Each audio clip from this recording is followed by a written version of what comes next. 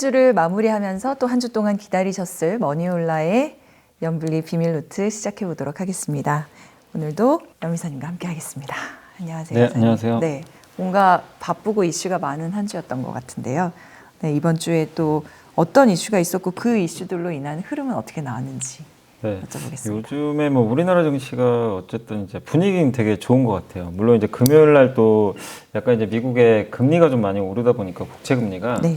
좀 흔들리는 모습이 나왔지만 어쨌든 이번 주에 일단 2,700을 한번 돌파를 했거든요. 그래서 정말 오랜만에 증시가 이제 위로 올라서는 그런 모습이 나왔고, 사실 이제 미국만 보면 그렇게 좋지는 않았거든요. 미국은 지금 엔비디아가 좀 이제 고점에서 자꾸 좀 급등락하고 있고, 그 상황에서 지금 이번에 그 소비자 물가지수라든가 생산자 물가지수가 예상보다 좀 높게 나왔어요. 네. 근데 그 원인 중에 하나가 이제 유가가 좀 올라서라고 좀 얘기들이 나오는데, 유가도 이번에 이제 $80를 넘어섰죠. 그러다 보니까 다시 이제 물가 부담이 좀 생기기 시작을 했고, 금리나 이거 3번을 예상했는데 2번 하는 거 아닌가? 이제 이런 식으로 좀 약간 그 시장의 예상이 조금 좀 바뀌다 보니까 증시가 이제 그걸 좀 부담스러워 했던 것 같고, 또 테슬라 주가가 지금 연일 급락을 하고 그렇죠. 있습니다. 그러니까 이런 부분도 이제 미국 증시엔 좀 부담이 됐던 것 같은데, 다만 이제 그럼에도 불구하고 우리 한국 증시 같은 경우는 역시 그 밸류 기대감, 기업 밸류 프로그램에 대한 이제 정부의 좀 의지가 좀 적극적인 것 같고요. 연기금도 여기에 좀 동참하겠다. 네, 탄력받은 예. 것들은 계속 되게 맞습니다. 탄력을 예, 받고 그래서 이게 대표적으로 뭐 은행이나 증권 또 자동차 업종 이런 기업들의 좀 주가가 상당히 좀 좋은 그런 모습들이 좀 나왔고, 그 다음에 이제 삼성전자가 아직은 좀 답답하긴 하지만 어쨌든 전자도 지금 최근에 실적 추정치도 좀 올라가고 분위기 자체는 그렇게 좀 나쁘진 않은 것 같고요. 또 이번 주에 이슈 중에 업종으로는 제일 컸던 게 그 조선주. 네. 조선마저도 이제 미국이 중국을 규제할 것 같다. 그런 이제 이슈가 나오면서 조선주가 급등했던 것도 좀 특징적이고, 그 다음에 아마 이제 뭐 특히 비트코인 투자하신 분들도 요즘 워낙 많으신데 어쨌든 1억을 한번 돌파를 했거든요. 오늘도 보니까 네. 그렇더라고요. 그래서 뭐 금요일 이게 요즘에 2억 간다는 얘기도 나오긴 하는데, 어쨌든 비트코인의 상승세도 계속 이어지고 있어서 전체적으로 좀 미국 증시가 조금 흔들리는 거 빼곤 그렇게 뭐 분위기 자체는 나쁘지 않았던 한 주였던 것 같습니다. 네, 그러면 좀 이제 하나하나 좀 더 자세히 짚어볼 텐데요. 방금 이제 말씀하신 것처럼 미국이 2월 달 소비자 물가 지수가 발표가 됐는데, 이거는 이제 예상보다 높은 수치였다 이렇게 말씀을 주셨어요. 이 지표에 대해서 조금 더 자세히 좀 분석을 해볼까 봐요. 일단 이제 지표만 말씀드리면 2월 달 이제 그 CPI라고 그러죠. 이제 소비자 물가 지수가 전년 대비 3.2% 상승을 했거든요. 네. 전월 대비로 0.4인데 원래 이제 예상은 3.1% 정도를 예상했는데 조금 높게 나왔고, 그다음에 이제 에너지하고 식품 가격 제외한 근원 이제 물가라 그러죠. 여기는 전년 대비해서 3.8%, 역시 예상이 3.7이었기 때문에 예상보다 조금 높게 나왔습니다. 그래서 이제 처음 발표됐을 때는 시장이 조금 이제 놀랬던 거죠. 예상보다 높게 나왔는데, 어쨌든 이 예상치를 조금 상회했던 이유 중에 하나는 이 상승 요인의 한 60%가 에너지하고 주거비 때문이라고 하더라고요. 그러니까 유가가 좀 많이 오르면서 영향을 좀 줬었고, 또 거기에 중고차 가격이 좀 2월 달에 일시적으로 좀 크게 올랐다고 합니다. 그러니까 이 두 가지, 거기에 주거비도 여전히 좀 높게 나오면서 이 부분이 이제 소비자 물가에 약간의 이제 부담으로 작용하면서 물가가 예상보다는 좀 올라갔다라는 그런 이제 지표가 나왔다고 좀 보시면 좋을 것 같고, 네. 일단 국제유가가 3월에는 좀 약간 안정세를 좀 보이는 모습도 나왔지만, 어쨌든 지금 2월 달에 이 국제유가가 올랐다는 게 일단 CPI 이 물가지수에는 일단 상승에 영향을 좀 가장 크게 줬다라고 보시면 좋을 것 같습니다. 네. 그리고 예전에는 보면 이제 물가가 높게 발표가 되면은 뭔가 이제 금리 인상 이런 거랑 연상이 돼서 그런지 주가는 좀 하락하는 그런 모양새였는데, 이번 같은 경우에는 오히려 미국 증시가 좀 급등하는 모습을 보여서 이런 건 왜 이렇게 나오게 된 건가요? 일단 이제 물가가 원래 보통 높게 발표되면 증시가 많이 흔들리는데, 그날 발표하고 엔비디아 주가가 한 6%가 오히려 올라 버렸어요. 그래서 다들 좀 깜짝 놀라셨을 것 같은데, 일단 이제 시장에서는 이제 그때 이제 소비자 물가 발표했을 때는 그런 반응이었습니다. 아, 물가는 예상보다 높았지만 일시적으로 높은 항목들이 좀 있어요. 에너지라든가 중고차.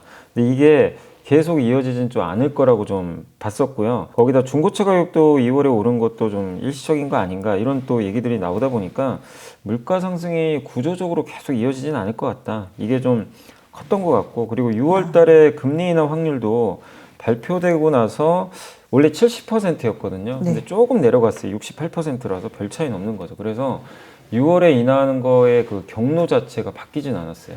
그러다 보니까 조금 높게 나오는 것 자체를 시장은 좀 부담스럽게 생각을 안 했던 것 같습니다. 그래서 시장은 그렇게 좀 크게 우려 안 했는데, 다만 이게 소비자 물가 지표를 봤을 때는 시장에서는 그래도 뭐 경로 그대로 간다 네. 그랬는데, 이제 그 생산자 물가 지수가 목요일 날 발표가 됐잖아요. 이제 이때 이제 에너지 가격이 오르면서 생산자 물가도 좀 높게 나왔는데, 이때는 시장이 좀 반응을 했던 게 그 미국의 10년물 국채 금리가 4.29%까지 올라가 버렸거든요. 그러니까 뭐 소비자 물가만이 아니라 생산자 물가, 거기에 지금 국제 유가가 이후에 어찌됐건 간에 80달러 또 넘어버렸어요. 9로. 그러다 보니까 시장은 조금 이제 그 주 후반으로 갈수록은 약간은 좀 불편해하는 그런 모습들이 나온 것 같습니다. 그래서 막상 발표됐을 때는 그 뭐 엔비디아나 이런 기술주가 오히려 이거 뭐 크게 변화는 없을 것 같다 이러면서 올라갔지만, 주 후반에 나오는 이제 생산자까지 확인을 한 결과는 이제 금리 3번이 아니라 2번 인하 가능성이 좀 높은 거 아닐까. 그래서 약간 분위기가 좀 주 후반으로 갈수록은 좀 바뀌었다. 그래서 이번 주 소비자 물가에 대한 반응보다 오히려 생산자 물가가 증시에는 또 약간 부담이 아니었나라고 좀 말씀을 드리고 싶습니다. 생산자 물가가 소비자 물가보다 오히려 더 부담이었다, 증시에는. 네, 그리고 이제 그 증시를 항상 볼 때는 항상 미국 대선 또 이 향방이 중요하다 네. 보니까 이게 일부 여론조사에서긴 하지만 바이든 대통령이 지지율에서 역전을 했다 이런 보도가 있었거든요. 그러면 만약에 바이든 대통령의 지지율이 이렇게 좀 꿈틀댄다라고 하면 이게 또 친환경주에 긍정적으로 작용하지 않을까요? 사실 그래서 좀 친환경주들이 좀 오른 부분도 일부 있었어요. 벌써요? 물론 또 다시 좀 빠지기도 했지만, 근데 이게 이제 저도 말씀드리고 싶은 게, 지금 거의 대부분이 이제 분위기는 원래 트럼프가 이거 되는 거 아닌가? 분위기가 되게 그게 우세했잖아요. 맞아요. 근데 갑자기 이제 이번 주에 나왔던 그 여론조사 결과 보면은 거의 박빙이거나 일부에서는 그 오히려 바이든 대통령이 지금 51%로 트럼프 전 대통령을 49로 약간 이기는 조사도 처음 나왔어요. 근데 그동안 이긴 적이 없었거든요. 그래서 결국엔 이제 그 두 사람 간의 대결은 시작이 됐는데, 네. 끝날 때까지는 누구도 알 수가 없는 것 같아요. 그러니까 뭐 무조건 트럼프 전 대통령이 유리하다, 아니다 바이든이 역전한다, 이거는 지금은 좀 알 수가 없는 거고, 다만 이제 흥미로운 자료 중에 하나가 그 아메리칸 대학교의 앨런 리치먼이라는 이제 교수가 13가지 핵심 모델로 대선을 예측한 항상 모델이 그렇게 있어요. 하시죠. 네, 근데 이제 맞아요. 이분이 근데 좀 유명해진 게 맞췄잖아요. 잘 맞아요. 맞추니까. 맞췄어요. 네. 그래서 이제 다들 좀 신뢰를 하는 한 편인데, 번인가 틀리셨나? 다 맞추셨어요. 맞아요. 1984년도 부시 대통령만 맞아요. 틀렸어요. 딱 근데 그때. 그리고 놀라운 게 트럼프 전 대통령 당선도 예측했으니까. 그렇죠. 예. 그래서 인터뷰했었어요. 예, 맞습니다. 근데 이분이 지금 예측한 결과로는 이번엔 바이든 대통령이에요. 이번에는. 네, 바이든이 될 것 같다. 오. 이렇게 예측을 했습니다. 물론 뭐 그게 무조건 맞는다는 보장은 없는데, 그러니까 이 얘기는 뭐냐면, 여러분이 투자하실 때 사실 누가 될지는 지금 몰라요. 모르는데 난 친환경주 갖고 있으니까 트럼프 될 것 같다, 그래서 판다, 이런 거보다도 저는 숫자만 보셨으면 좋을 것 같아요. 그러니까 예를 들면 친환경주 내가 갖고 있는데, 요즘에 이것만 말씀드릴게요. 그 친환경주가 주가가 좋은 건 아닌데, 글로벌 풍력 발전 설비 용량이 올해 이제 블룸버그에서 이제 나온 기사인데요. 115기가와트로 전년 대비 11.4% 증가해서 네. 역대 최대 달성을 할 거라고 좀 합니다. 또 중국, 미국이 주도를 하는데, 무슨 얘기냐면 이게 누가 대통령과 상관없이 네. 친환경 방향은 간다는 얘기예요. 물론 이제 트럼프 전 대통령이 되면 주가에 당연히 안 좋게 작용을 하겠죠, 일시적으로. 근데 뭐 그분이 된다고 해서 뭐 풍력이 이제 없어지고 그런 건 그건 아니거든요. 아니니까. 그래서 그리고 지금 누가 될지도 알 수도 없는 상황이고, 그래서 너무 그냥 딱 색안경을 끼고 된다 안 된다 이거보다도 내가 투자하고 있는 쪽에 그 숫자만 보시고 좀 거기에 집중하시는 게 어떨까. 나아가는 방향이 그렇게 좀 그쪽으로 가는 거라면은 사실 친환경 관련해서도 미국도 ETF들도 많이 나와 있어요. 있잖아요. 근데 이제 진짜 좀 주가들이 다 안 좋아요. 미국도 현재. 지금 태양광이나 이런 풍력주 보면 모멘텀들이 좋은데 주가 안 되더라고요. 그런데요. 이제 물론 이제 트럼프 전 대통령이 좀 유리하다 보니까 네. 그런 면도 있는데, 다만 오히려 그렇게 좀 빠져 있으니까 숫자가 잘 나온다면 또 그런 게 기회도 될 수도 있는 거거든요. 잘 그래서 너무 그냥 나온다면? 누가 된다 안 된다에 좀 집중하는 거는 좀 큰 의미는 없지 않나 이렇게 네. 좀 생각하고 있습니다. 네, 몇 차례 벌써 그런 말씀을 해주신 것 같아요.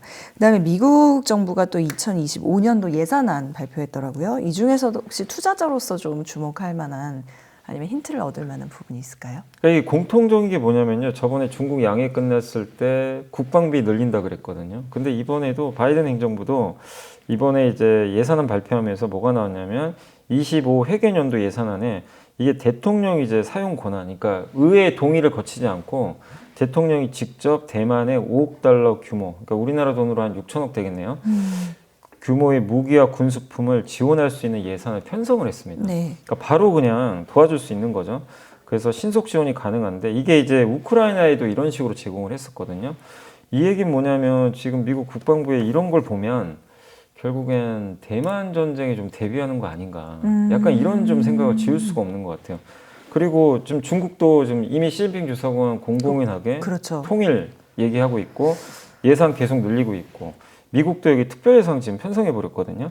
그리고 작년에 이게 이런 이제 예산 규모가 우크라이나도 제공했지만 이번엔 이제 오히려 증액을 했기 때문에 결국엔 좀 그 태평양 지역 쪽에 지금 굉장히 좀 군사적, 그러니까 약간 지정학적 리스크에 대비하는 모습이 확실히 좀 나오고 있는 게 아닌가 이렇게 보여지고 또 중국이 1대1로라는 그 인프라 프로젝트를 예전부터 좀 진행을 했잖아요. 그래서 저기 그 동남아부터 해가지고 유럽까지 가는 네. 하나 이제 실크로드를 사실 만들어 놓은 건데 또 이번에 보니까 미국도 거기에 맞서가지고 인도, 중동, 유럽을 잇는 경제회랑 이걸 이제 IMEC라고 하는데 IMEC이라고도 이제 부르더라고요. 그래서 요거를 작년에 G7 회의에서 발표를 했는데 여기에 관련된 구축 예산을 20억 달러를 이번에 또 편성을 했다고 합니다. 그러니까 결국 두 개의 공통점이 있어요. 중국과 대결한다는 예산이 계속 증액을 한다면 이거는 우리나라 입장에서는 물론 좋은 부분도 있고 나쁜 부분도 있어요. 찾아보면. 근데 어쨌든 이제 둘이 자꾸만 이제 대결구로 가는 거는 우리나라는 수출을 해야 되기 때문에 사실 그게 바람직한 현상은 사실 좀 아니거든요. 또 지정학적 리스크가 커지는데 그렇죠. 다만 우리가 투자를 하는 이상 이 국제 정치를 모르고 투자하면 이제 말이 안 되죠. 지금은 이제 이 당연하죠. 양국 간의 관계가 어떤지 봐야 되는데 이건 명백한 팩트잖아요. 그럼 우리가 봐야 될 건 뭐냐면 좋다 나쁘다를 떠나서 투자자라면 여기서 어떤 또 투자 아이디어를 도출해야 될지 맞아요. 그걸 찾아내야 될 것 같아요. 그럼 결국 방산이죠. 그래서 요즘에 방산 기업들 주가가 좋은 것도 사실 이건데 방산주가 일시적일 수가 없다는 얘기죠. 이 흐름으로 봤을 때는 그렇게 보시면 좀 좋을 것 같고 두 번째가 인프라 투자예요. 지금 이 중국도 뭐 양회에서도 언급이 나왔지만 어쨌든 계속해서 인프라 투자할 가능성이 높고 이 특별 채권을 계속 발행을 하고 있기 때문에 미국은 미국 자체 인프라도 있는데 아까 말씀드린 대로 중국의 1대1로 견제하기 위해서 이 다른 나라들의 그 인프라를 지원하겠다는 거예요. 그럼 결국엔 거기 관련된 게 전력기기나 뭐 굴삭기라든가 전선, 뭐 구리 이런 쪽이 다 들어가거든요. 그러니까 이게 하나의 큰 트렌드니까 이런 쪽에 관련된 것도 여러분들이 아이디어 삼는 것도 저는 좀 하나의 방법이 아닐까. 그래서 이런 예산안 발표 내용을 가지고 한번 우리가 어떤 거에 좀 주목하면 좋을지 한번 말씀을 드렸습니다. 그 미중 대결 얘기하시니까 또 생각나는 게 이번 주 나온 소식 가운데 뭐 바이오 전쟁 뭐 막 올랐다 이런 기사를 제가 본 것 같아가지고 사실은 뭐 반도체 2차 전지 그리고 이제 미국이 대중 바이오까지 규제를 한다 이렇게 하면은 거기도 걱정이고 네. 또 한편으로는 기회가 있을까 이런 생각도 들고 또 아까 서두에 말씀하셨지만 조선업 관련해서도 지금 규제 얘기 나와서 네. 이거는 이제 한국을 이끄는 산업들이잖아요. 그러면 얘는 어떻게 해석을 하는 게 제일 좋을까요? 사실 이런 부분은 호재라고 그냥 봐야 돼요. 그냥 왜냐하면 호재다. 이게 우리나라랑 중국은 옛날에는 우리가 이 중간재를 만들어서 중국에 수출을 하면 중국이 그걸 완성품으로 조립을 해가지고요. 네. 미국에 수출을 했죠.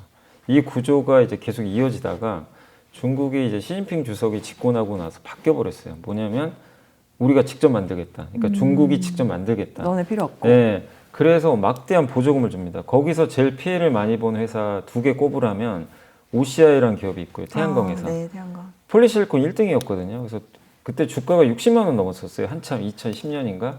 그게 3만 원까지 빠집니다.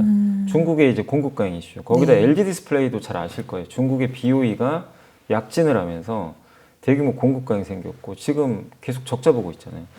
그러니까 제조업을 우리가 하던 거를 이제 중국이 같이 해버리니까 우리는 시장도 잃지만 경쟁에서 밀려버리는 거죠. 왜냐하면 그렇죠. 거기는 가격이 굉장히 낮게 들어오거든요. 그렇죠. 가격 경쟁력. 그래서 만약에 미국이요, 뭐 반도체, 2차 전지 이런 걸 규제를 안 하면 저는 뭐 생각만 해도 끔찍합니다. 반도체도 이미 따라왔을 거고 배터리도 미래가 암울했을 거예요.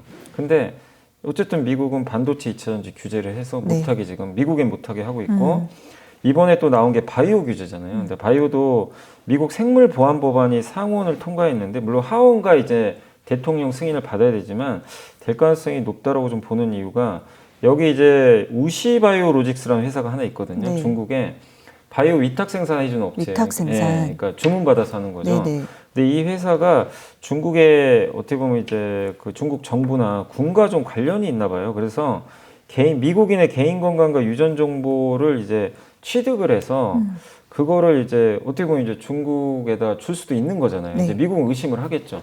근데 우시바이오 매출의 50%가 미국에서 나와요. 그러니까 어마어마하게 크죠. 근데 그거를 만약에 이제 이번 법이 완전히 통과돼서 미국에 사업을 못하면 우리나라 입장에서는 이게 또 긍정적인 게 삼성바이오로직스가 우시바이오랑 경쟁을 하거든요. 그러면 이제 미국 시장에서는 이 기업은 없고 삼성이 약진을 또 하겠죠. 거의 규모도 비슷해요. 이제 하는 위탁 생산 품목도 좀 겹치는 게 좀 많고. 그 최근에 주가가 약간 올랐던 네, 게 맞아요. 그런 부분도 있고 거기다가 또 비만 치료제 시장이 커지는데 그것도 위탁 생산 다 하거든요. 그러면 이제 그 삼성바이오나 또 한국에는 한미약품이 또 시설을 갖고 있어요. 그 한국 기업들한테 길이 열리는 거죠. 근데 이게 옛날처럼 미중 갈등이 아니면 그대로 뭐 우시바이오는 계속 성장을 하겠죠. 그렇죠. 예.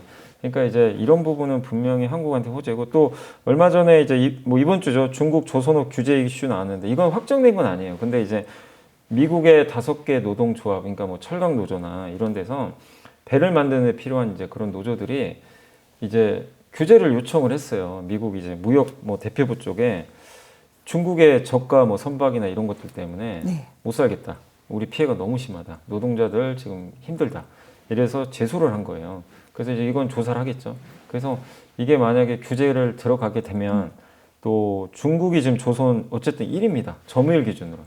근데 우리랑 항상 경쟁하잖아요. 네. 빅2인데 어쨌든 그러면 미국이 이렇게 규제를 하기 시작을 한다면 중국 조선소의 그 어쨌든 이제 점유율은 떨어질 가능성이 높아요. 뭐 관세를 부과할 수도 있고. 그래서 중국이 만든 선박을 이용해서 만약에 미국으로 입항하는 어떤 물건이 있다. 거기에 관세 부과할 수도 있습니다. 네, 그러면 한국 선박을 이용할 가능성이 높기 때문에 네. 그러니까 이런 걸 종합해 보면 결국에 뭐 조선은 결정된 건 없지만 미국이 어쨌든 중국과 우리가 그러니까 경쟁하는 산업을 하나씩 계속 지금 규제하기 시작해요. 그러니까 이거는 우리나라 제조업한테는 호재다. 어쨌든 굉장히 큰 호재다라고 좀 봐야 될 것 같습니다. 네. 그리고 이제 엔화 얘기를 좀 해보고 싶은데 이게 엔화가 계속 뭐 800원대, 900원 안 넘어가고 이러니까 이제 엔화로 투자를 하려고 생각하시는 분들이 계속 계신 것 같아요. 근데 춘투를 봐야 된다고 하셨는데 이제 거기서는 월급을 인상한다 또 이런 네. 얘기가 있었단 말이죠. 그러면은 만약에 마이너스 금리가 폐지가 된다라고 하면 엔화 강세가 이제 시작되는 거죠. 이것도 그러니까 한번 엔화 예측을 좀. 강세가 뭐 얼마나 강할지 모르지만 이게 2007년 이후로 일본은 금리를 올린 적이 한 번도 없어요. 2007년 이후로. 그러니까 17년 지났어요. 근데 이번에 금리를 마이너스 금리 폐지하면 올리는 거거든요. 그러니까 17년 만에 금리 인상이 시작되는 거죠. 17년 만에. 그러니까 통화 정책이 완전 바뀌는 거예요. 근데 엔화 가치가 너무 약했잖아요, 그동안. 그럼 적어도 엔화가 더 약하기는 어렵다는 거죠. 그러면 엔화 투자도 충분히 고려해 볼 만하고, 그러니까 엔화가 강해지면서 우리가 생기는 효과도 봐야 되는데 가장 대표적인 게 우리나라는 일본과 어쨌든 경쟁하는 구도가 좀 많다 보니까 네. 엔화가 약하면은 토요타는 좋아요. 근데 현대차는 좀 약합니다, 항상. 그게 이제 공식이었고, 특히 외국인들도 엔화 약할 때 일본 주식을 좀 사는 편도 있거든요. 근데 왜냐하면 이제 엔화가 약할 때 실제 그 일본의 그 이제 기업들의 주당 순이익이 올라간다고 하더라고요. 그러다 보니까 그런 실적에 대한 기대감도 있었던 거죠. 근데 만약에 마이너스 금리가 폐지되면 반대가 되는 거예요, 이게. 네. 이 구조가. 그러면 일본 증시를 팔고 한국을 살 수도 있는 겁니다. 그쵸. 그래서 전통적으로 일본 엔화가 강할 때 한국이 강했어요. 한국 실제로. 증시가? 예, 증시가 항상 좀 강했던 경우가 대체제인 있는데. 거네요. 예, 약간 외국인한테는. 대체제 좀 성격도 있어요. 그러니까요. 근데 지난 1, 2년간 엔화가 계속 약했잖아요. 그러니까 일본보다 우리가 항상 지금 뒤처져 있던 거예요. 상승률이. 근데 이번에 마이너스 금리 폐지 가능성이 점점 높아지는 게 3월인지 4월인지 모르지만 3월 19일 날 이제 이 일본의 BOJ가 열리니까. 근데 저도 좀 깜짝 놀란 게 이번에 일본 임금 협상에서 일부 14%나 임금을 올리기로 합의했던 그런 이제 기업도 나왔고, 토요타가 지금 99년도 이후로 가장 높은 월급 인상 요구에 동의를 했다고 합니다. 거기다가 뭐 혼다, 미쓰비시중공, 일본 제철까지 큰 폭의 인상에 이제 합의를 했는데, 근데 대기업은 이제 합의가 끝났는데요. 남은 건 중소기업이에요. 근데 여기까지 확산될지는 좀 모르는데, 일본 고용의 70%가 중소기업이라고 합니다. 그래서 중소기업은 이제 원가 상승 가격이 전가하기 어렵다 보니까 좀 임금 인상이 좀 소극적인가 봐요. 그래서 중소기업이 이거를 받아들이지 않으면 임금 인상률이 생각보다 높지 않을 수도 있는데, 근데 지금 일본 정부는 이 토요타나 이런 기업들의 임금 인상 분위기가 중소기업으로 확산되길 좀 원한다라는 그런 좀 시각도 있는 것 같아요. 그래서 만약에 이 중소기업까지 이게 포함해서 임금이 올라가게 되면 지금 시장에서 예측하기로는 3% 후반 정도 예상하는데 4%를 넘을 수도 있대요, 인상률이. 그러면 이제 거의 마이너스 금리는 해제할 가능성이 좀 높아진다라는 그런 분석들이 좀 많이 있는 것 같습니다. 그래서 일단 3월 19일 날 우리가 결과를 봐야 되겠지만, 늦어도 이런 이제 이런 인상률이 좀 높게 나온다면 뭐 4월 달에 또 BOJ가 있거든요. 그러니까 늦어도 4월에는 마이너스 금리 폐지하지 않을까 이렇게 좀 보고 있고, 이거는 뭐 이미 일본의 중앙은행 총재도 좀 고민 중에 있다라고 언급을 했기 때문에 일단 마이너스 금리 폐지, 엔화 강세에는 조금씩은 좀 우리가 대비는 해야 되지 않을까 이렇게 생각을 하고 있습니다. 그러면은 투자자로서는 이게 뭔가 환차익을 생각해서 엔화를 매수하는 게 좋을지, 아니면 또 그래서 일본 주식을 사는 게 좋을지, 아니면 말씀대로 대체제인 한국 주식이 오히려 강해질 거라고 생각해서. 이게 참 고민되는 게 여러 방법은 있는데, 뭐 나는 나중에 일본 여행이라도 가고 싶다. 그러면 이제 엔화 사시는 게 나은 것 같아요. 근데 엔화를 사는 것도 하나의 좋은 방법인데, 엔화의 단점은 배당이 없잖아요. 내가 이걸 투자했을 때 올라야만 이제 시세 차익만 노릴 수 있는 거니까, 아니면 뭐 여행 갈 때 쓸 수 있는 예금 건데. 이자도 안 주고. 그래서 뭐 일본에 뭐 엔화 예금을 또 하신다면 모르겠지만, 근데 어쨌든 일본 같은 경우는 금리가 없잖아요, 사실 거의 다. 그래서 사실 약간 우리 한국 주식 투자하는 것도 좀 좋은 방법 아닌가. 왜냐하면 고배당주라도 투자를 해놓으면 한국은 배당이 나오니까. 근데 나는 배당은 관심 없다, 뭐 이러신 분이면 엔화 직접 투자하는 것도 좀 괜찮은 방법이라고 생각을 합니다. 네. 자, 그 다음에 비트코인 얘기, 물론 뭐 이사님은 안 하시는 걸로 알고 있습니다만 하지 않을 수가 없어서, 이게 지금 이제 녹화일 기준으로 금요일 날 확인해 보니까 벌써 1억 원 넘어서 계속 거래가 되고 있더라고요. 그야말로 초강세인데 2억 원까지 정말 갈까요? 그런 얘기는 어떤 근거로? 많이 이제 얘기들이 나오는 게 이제 근거가 있긴 있어요. 왜냐하면 이제 저도 이제 공부를 해보니까 올라가는 이유 중에 딱 두 개 꼽잖아요. 현물 ETF. 그러니까 미국에서 비트코인을 이제 기초 자산으로 해서 ETF가 승인이 됐죠. 그럼 기관 투자들은 이걸 의무적으로 담아야 돼요. 일단 비트코인을 갖고 있어야, 갖고 있지 않은 상태에서 ETF를 내놓을 수가 없거든요. 그러니까 이제 거기 매수 들어간, 그거는 이제 수요 측면이잖아요. 근데 공급 측면이 저는 더 크다. 이제 반감기라고 많이 들어보셨죠. 그래서 비트코인 만드는 프로그램이 2008년도에 이제 나왔는데 채굴한다 그러잖아요. 그래서 이제 채굴할 때 그 채굴에 대한 이제 보상으로 이제 비트코인을 주죠. 그래서 그걸 이제 뭐 블록이란 단위로 뭐 이렇게 계산도 하는데, 어쨌든 비트코인 발행량이 총 2,100만 개로 설정이 돼 있거든요. 이건 변동되지 않는데, 블록 21만 개가 이제 채굴해서 만들어질 때마다 이 채굴에 대한 보상을 절반씩 줄여버린다고 설계를 해놓은 거예요. 근데 사람들은 계속 채굴을 하니까 이게 보통 21만 개가 채굴이 되려면 4년 걸린대요. 그래서 보통 4년에 한 번씩 이게 보상이 줄어드는 거예요. 반씩. 그래서 그걸 반감기가 4년이라고 하는 건데, 그래서 이번이 이제 24년도거든요. 20년이 이제 그때 반감기였고, 그렇게 되면 이제 또 절반이 또 줄어드는 거죠. 그래서 올해 4월이 아마 반감기라고 많이들 얘기를 하시더라고요. 그러면 우리 단순하잖아요. 수요와 공급 법칙에 의해서 가격 결정됩니다. 수요는 증가하고 있는데 공급은 반이 줄어요. 그러면 당연히 가격 오를 수밖에. 그래서 이제 미리 이런 걸 이제 반영해서 오르는데, 근데 과거에 조사를 해보니까 비트코인 가격이 이제 반감기가 도래했을 때 반감기 이후 1년에서 1년 6개월 동안 보통 이제 뭐 2배 이상 오르는 경우들이 굉장히 좀 많았다고 하더라고요. 그래서 이거 2억은 넘는 거 아닐까 이런 기대감이 그래서. 있는데 근데 과거에 그랬다고 미래가 그렇게 보장되는 건 절대 아닙니다. 사실 뭐 또 이번에는 또 다른 때랑 다르게 그 반감기 오기 전에 미리 또 올라 버렸거든요. 맞아요. 그러니까 그런 걸 감안한다면 변동성은 좀 커지겠지만 근데 또 4년 후에는 또 줄거든요. 그러니까 그러다 보니까 거기다 미국까지 어쨌든 승인을 했잖아요. 그러니까 이 비트코인에 대해서는 미국이 승인을 그동안 안 해주고 그랬기 때문에 이게 되겠냐 이런 시각도 있었지만 어쨌든 미국의 제도권 들어왔고 지금 비트코인의 시가총액이 1,800조로 제가 알고 있거든요. 근데 우리나라 전체 주식시장이 2,500조예요. 그러면 그거에 한 7, 80% 되는 자산이 돼버린 거예요. 네. 그러면 이 자산이 갑자기 없어질 수도 없고. 그렇죠. 그러니까 그냥 이거를 인정하고 안 하고 저도 사실 옛날에 인정을 잘 안 했거든요. 이게 무슨 가치가 있나? 결제도 못 하는데. 근데 트럼프 전 대통령도 비트코인 결제 고민해봐야 되겠다. 뭐 이런 얘기도 하니까. 그래서 하나의 이제 그냥 일단 자산으로 인정이 되는 시대로 바뀌어가는 것 같아요. 지금 분위기는.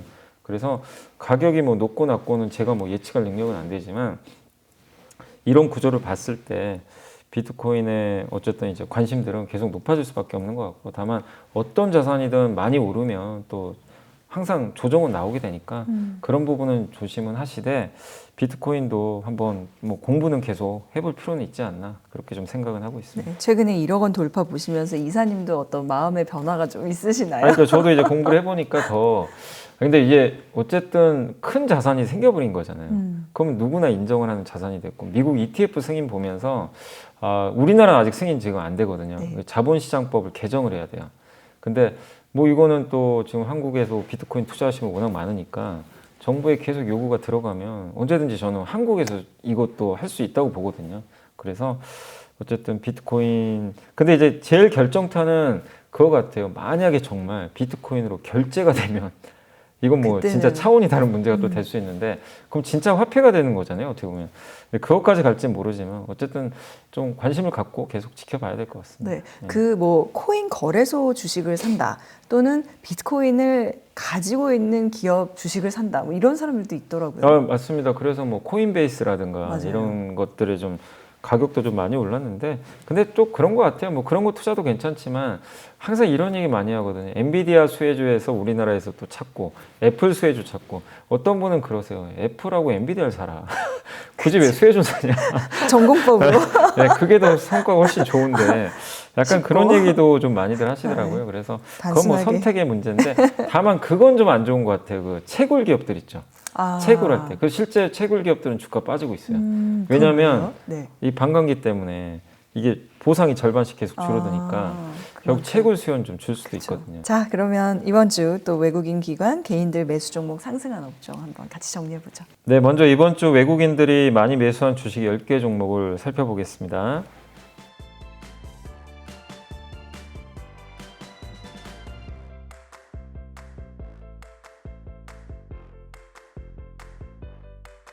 이번에는 기관들이 이번 주에 많이 담은 10개 종목을 알아보겠습니다.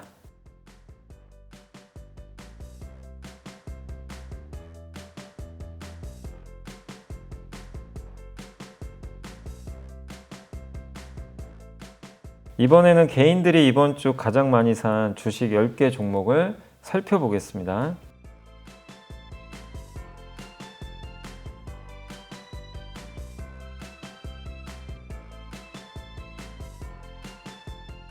이번에는 이번 주 상승한 10개 업종을 살펴보겠습니다.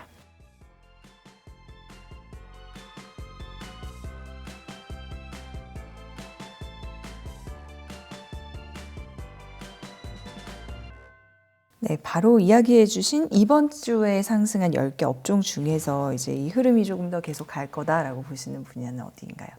그러니까 이번 주에 좀 올라갔던 기업들의 특징은 좀 약간 소외받던 기업들이나 아니면 우리가 흔히 그 옛날 산업, 구경제 산업이라고 그러죠. 네, 신경제 말고 그러니까 뭐 올드, 이렇게 뭐 인프라 산업 같은 거 있잖아요. 예. 그게 정말 강했던 것 같아요. 그래서 이번 주 진짜 올드 이코노미가 너무 강했는데 그 대표적으로 전선주가 정말 뜨거웠고요. 전선주는 일론 머스크가 한마디 했죠. AI 시대가 오고 있기 때문에 전력이 너무 부족할 것 같다. 그러면서 이제 주가 올랐는데 다만 이제 전선주가 좀 많이 오른 건 맞는데 너무 좀 단기 상승이 가파르거든요. 네. 그래서 이쪽이 더 가는 것보다는 저는 이번 주에 좀 구경제 산업 중에서 제일 눈에 띈 건 역시 조선주 같아요. 조선주. 조선주가 이제 네. 규제 이슈 있고, 근데 조선주는 그동안 주가 못 올랐거든요. 그래서 가격 부담도 없기 때문에 조선주의 상승세 좀 더 이어질 것 같고, 그 다음에 또 눈에 띄는 게 원전주예요. 근데 원전도 역시 그 전력이 부족하니까 네. 신재생 에너지로 충당하기가 지금 당장 쉽지 않죠. 그렇다고 화석연료를 늘리기도 어렵고, 그래서 원전 비중을 좀 늘리지 않을까 하는 이 부분들이 나오고 있기 때문에 조선과 원전주가 좀 괜찮은 흐름이 더 나올 것 같고, 그 다음에 이번 주에 강했던 섹터 중에 정유업종이 정말 모처럼 맞아요. 강세 보였는데, 네. 유가가 지금 올라가던 이유 중에 하나가 또 수요가 또 올라갔더라고요. 그래서 그런 걸 보면 지정학적 리스크 때문에만 간 건 아니거든요. 그러면 조금 더 오를 수 있다고 보고 있습니다. 그래서 저는 정유주도 괜찮지 않겠냐. 그래서 조선, 원전, 정유주 이런 이제 구경제 산업들의 상승세가 조금 더 이어질 걸로 다음 주까지는 좀 판단을 하고 있습니다. 네, 정유업종 말씀하시니까 이제 금호석유 같은 경우 굉장히 그 주주 환원책 이렇게 발표하면서 또 더 어떤 힘을 받지 않았나 그런 생각도 해봤는데, 이게 이제 밸류업 프로그램이 계속 가는 듯한 느낌을 저는 받거든요. 네. 근데 이사님 보시기에는 어떤지, 또 앞으로 정말 이게 그야말로 내실 있는 국내 증시 밸류업 가능할 거라고 여전히 믿고 계신지. 저는 가능할 거로 보고요. 이제 저번에도 말씀드렸던 것 같은데, 그 이복형 금감원장의 이제 발언을 보면 어쨌든 이 자본시장을 활성화시켜서 소득 격차를 줄이겠다. 이게 지금 정부의 지금 핵심적인 정책인 것 같아요. 근데 이런 걸 또 하는 이유 중에 하나가 저는 출산율과도 연관이 돼 있다고 생각하거든요. 지금 우리나라 지금 출산율 아시겠지만 1960년대에 6명이었어요. 그러니까 여성 한 분이 이제 6명을 이제 그 낳기 때문에 굉장히 많이 난 거죠. 근데 지금은 0.6명입니다. 그러면 인구가 소멸돼요, 사실은. 나중에. 굉장히 심각한 문제인데 몇십 년 후에는 대한민국의 미래가 안 보이는 거죠. 그래서 출산율을 하는데 왜 결혼을 안 하고 아이를 안 낳을까? 그 근본 원인은 여러 가지가 있겠지만 그 중에 하나가 높은 주거비도 좀 들어가 있고, 그리고 이제 너무 양극화되고 네. 뭐 사교육. 근데 그런 것들을 이제 해소하는 방법으로 이 자본시장을 좀 활성화시켜서 주식시장을 좀 부양을 해서 소득 격차를 없애겠다. 이 목적이거든요. 그러면 이건 단발성 이슈는 아닌 거잖아요. 그러면 밸류업 그냥 끝까지 밀어붙이겠다는 얘기랑 비슷해요. 그래서 몇 년 후에 어떤 성과가 나올지 모르지만 밸류업을 그냥 단순히 뭐 너무 총선용이다 이렇게 보는 것보다는 정부의 좀 그 힘이 실리는 좀 중장기 정책을 우리가 바라볼 필요는 저는 있다고 보고 있기 때문에 계속해서 관심을 저는 가져야 될 것 같고, 그리고 속속 이런 것들 때문에 기업들이 요즘에 저는 좀 이런 거 보면 기분은 좋아요. 그러니까 뭐냐면 옛날과 다르게 요즘에 실적 발표하고 이제 분기 보고서나 연간 보고서 이제 기업들 공시하잖아요. 네. 주주환원책을 꼭 넣어줍니다, 이제는. 옛날엔 그런 게 별로 없었어요. 그게 디폴트처럼 예. 이제. 그래서 자리죠. 3년간 주주환원 어떻게 하겠습니다. 놀랬던 기업 중에 하나가 이제 금호석유도 있었지만 네. 이번 주에 제일 놀란 게 도이치모터스예요. 도이치모터스. 중고차 판매하는 회사 중에 하나거든요. 근데 이 회사가 3개년 주주환원 정책 수립안을 발표했어요. 그리고 뭐라고 썼냐면 그 전에는 없던. 그런 게 잘 안 보였던 건데 아. 배당을 해주긴 했어요. 꾸준히 배당도 하고 돈도 좀 버는 거. 그렇게 앞서 세우진 예. 않았단 말씀. 근데 이제 이렇게 적극적으로 발표한 건 제가 좀 처음 봤는데, 이익이 줄어도 매년 주당 원래 이익이 줄면 배당금이 줄게 돼 있잖아요. 네. 그래도 전년도보다 많이 주겠다 이렇게 공시를 했고, 놀라운 게 이게 정부의 이 지금 밸류 프로그램의 딱 취지를 정확히 이해하고 있는 것 같아요. PBR이 1배 될 때까지 자사주 매입 소각하겠다. 지금 0.5배거든요. 그럼 지금보다 주가 2배 오를 때까지 계속 자사주 매입 소각하겠다는 네. 거예요. 이걸 또 발표를 했고, 그리고 갖고 있는 자사주도 올해 상반기 안으로 소각을 하고, 또 한 가지가 저도 이거를 좀 이 기업들한테 원하고 있는 게 좀 적극적으로 IR을 좀 해달라. 왜냐면 개인 투자자분들이 정보를 얻기가 너무 힘들거든요. 그쵸. 홈페이지 들어가도 IR 자료가 없고요. 그러니까 이게 닫혀 있고, 또 IR 같은 경우는 너무 애널리스트들한테 편중돼 있어요. 근데 그거를 다 했으면 홈페이지에 애널리스트가 뭔 얘기를 했는지 올려주면 좋잖아요. 미국은 그렇게도 하거든요. 네. 근데 한국은 그런 기업이 거의 없어요. 근데 그런 IR 통한 정보 제공 활동을 강화하겠다고 일단 썼습니다. 그러니까 이게 지금 정부가 원하는 밸류 프로그램 취지에 지금 맞는 지금 발표를 한 거예요. 근데 아마 이런 기업들은 또 ETF가 만약에 출시가 되거나 지수 이제 이런 밸류업 지수가 나오면 들어갈 가능성이 좀 높다고 봅니다. 왜냐하면 이런 것들 물론 이제 이걸 이행을 하는 게 또 하나의 그렇죠. 숙제지만 맞아요. 이걸 보여준다면 근데 거짓말 하려고 이걸 내놓은 건 아니잖아요. 도이치모터스가 한다고 했기 때문에 그리고 제가 작년도 이제 배당금이 이제 결정이 돼서 제가 들어가서 그럼 배당성이 얼마인가 봤어요. 근데 배당금이 110억이에요. 그러면 1년에 얼마를 벌었는데 110억을 줄까 제가 궁금해서 들어가 봤더니 작년 이익이 80억밖에 안 돼요. 번 돈보다 더 준 거예요. 아 진짜요? 그러니까 100%가 넘어요 배당 성향이. 그게 가능? 그러니까 그렇게 할 수도 있어요. 그건 기업의 재량이니까. 그러니까 뭔가 도이치모터스를 제가 뭐 좋게 본다, 나쁘게 본다를 떠나서 그냥 이건 객관적 데이터니까. 되게 상징적이네요. 예, 이렇게 한다는. 근데 이 기업들이 많이 나오면 자동으로 우리나라 주가지수 올라가는 겁니다. 그러니까 도이치모터스가 이걸 또 지금 보여주고 있기 때문에 앞으로 저는 우리 다른 기업들도 따라하지 않을까. 그래서 좀 기대가 많이 되는.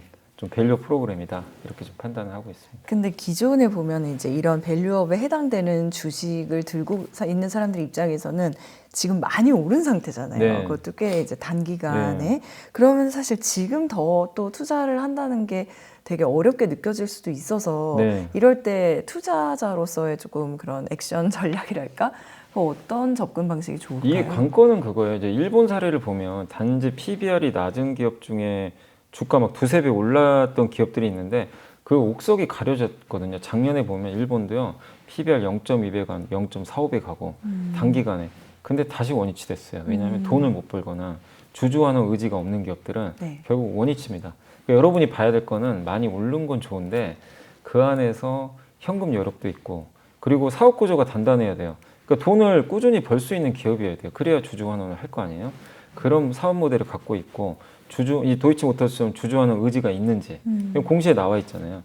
그런 거를 이제 보여주는 기업이라면 당연히 지금 올랐어도 올랐어 산다는 게 아니라 좀 흔들리면 더 투자할 수 있고 팔 이유는 없는데 단지 그냥 주가만 올랐어요. 근데 주주하는 여력도 별로 없고 돈도 많이 못 벌 것 같아요. 그냥 분위기상 오른 거면 그런 건 정리를 해야 되겠죠. 그러니까 그 옥석 가리기를 해야 되기 때문에 그러게요.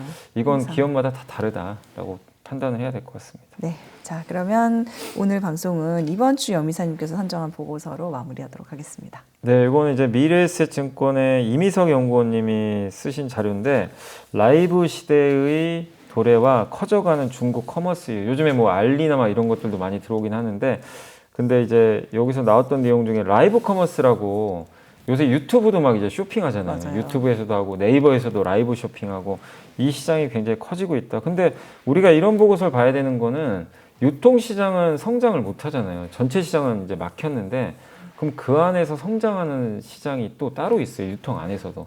그런 걸 찾아서 투자하면 성과가 좋게 항상 나기 때문에 그 중에 하나가 라이브 커머스가 아닐까 해서 한번 좀 가져와 본 거고요.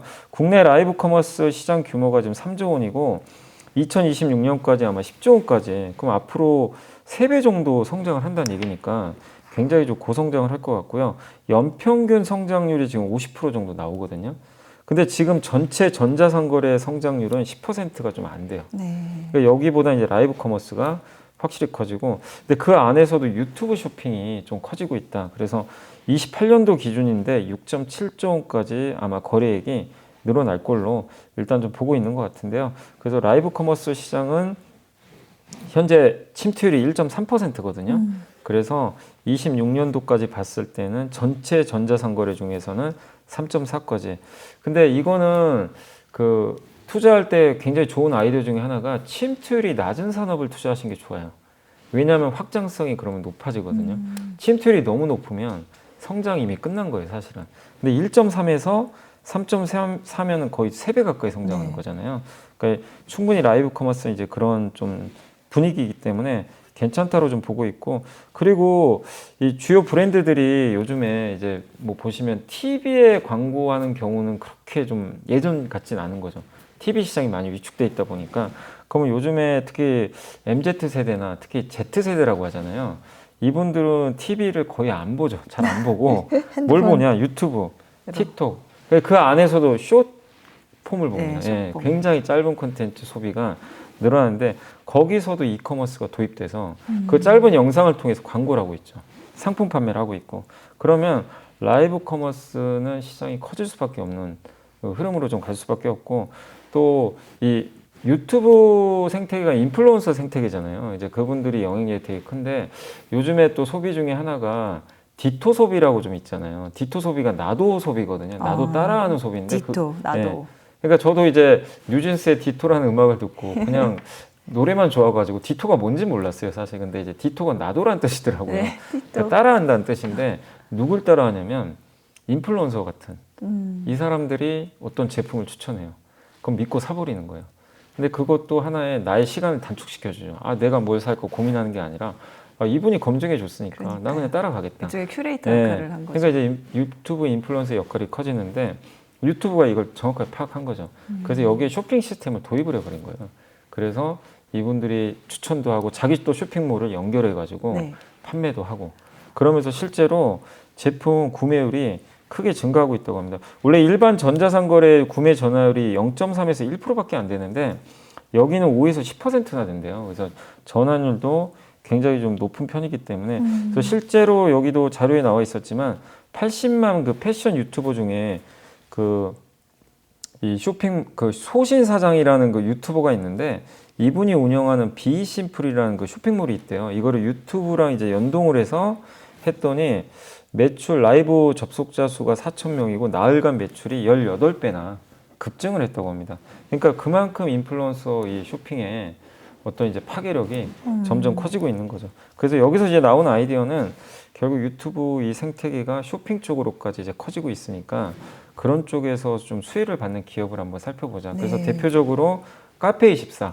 이 카페24가 이 유튜브 그 구글이 지분 투자까지 했어요. 그래서 이런 이제 결제를 좀 뭐 대행하고 하는 그런 이제 회사라고 보시면 좋겠는데 이런 기업들이 수혜를 좀 받을 것 같다. 그래서 이건 좀 구조적으로 성장하지 않겠냐라는 내용이고 그래서 전체 내용은 또 뭐 중국 커머스 위협 뭐 이런 것도 있으니까 한번 읽어보시되 저는 오늘 일단 라이브 쇼핑 위주로 좀 말씀을 드려봤고 탑픽은 일단 그 아프리카 TV 아시죠? 네. 그 기업을 이제 탑픽으로 꼽아주셨고 주목할 중소형주로는 아까 말씀드린 카페24하고 네. MBDT 그 다음에 커넥트 웨이브 이런 기업들을 좀 꼽아주셨으니까 한번 참고하시면 되겠습니다. 네, 잘 들었습니다.